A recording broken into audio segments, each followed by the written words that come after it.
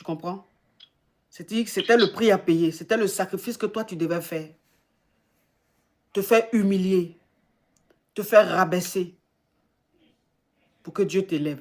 Donc, si ton mari, aujourd'hui, reconnaît qu'il t'a fait du tort, si ta belle-mère elle-même vient devant toi te demander pardon, si elle-même reconnaît que c'est toi la bonne femme, je pense que tout est déjà fait.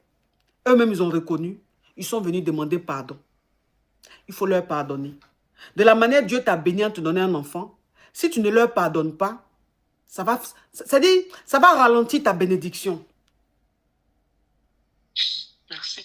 Ça va ralentir ta bénédiction. La bénédiction que Dieu a commencé là, c'est trop. Donc, il faut retourner dans ton foyer. Tu vas voir comment tu seras respecté par ta belle famille. Parce que Dieu leur a montré une leçon. Dieu leur a donné une leçon. Parce que l'être humain est tellement méchant. Les gens sont tellement méchants que quand ils font leur méchanceté, ils ne savent pas qu'il y a un Dieu qui existe.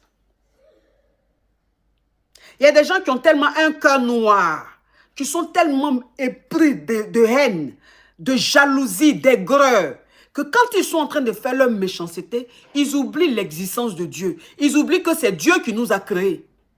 C'est Dieu qui a fait qu'on est sur cette terre. Et Dieu est le juge. Et il frappe au moment où il doit frapper. Donc, ils ont réalisé maintenant qu'il y a un Dieu. Dieu a mis la honte sur eux. Ma chérie, il faut retourner dans ton foyer. Tu seras respecté maintenant. Tu seras même vénéré limite. Tu comprends? Et quand tu retournes dans ton foyer, tu leur as pardonné. Mais tu n'as pas oublié. Donc maintenant, quand tu retournes dans ton foyer, il faut qu'il y ait du respect. Il faut qu'il y ait un peu de distance. C'est-à-dire que chacun n'a qu'à respecter sa place. Les belles sœurs n'ont qu'à respecter leur place de belle-sœur. La belle-mère n'a qu'à respecter sa place. Toi, tu respectes ta place de belle-fille. Tu joues ton rôle de belle-fille. Tu es respectueuse et tout. Mais pour dire, tu vas t'oublier, te donner à 100% comme avant, faire les choses. Non, non, non. Non, non, non. Tu comprends, ma chérie? Merci, coach. Courage à toi. Coach, courage, oui. Coach, avant de passer, laisse-moi passer le message à toutes ces femmes qui sont dans les foyers, qui n'ont pas d'enfants. Dieu ne dort pas, comme la coach vient de dire. Dieu a toujours la réponse. Peut-être que ce n'est pas le moment, mais le moment viendra. Il va te donner un enfant. Amen. Si vous êtes dans cette situation, croyez-moi que j'ai vécu le pire.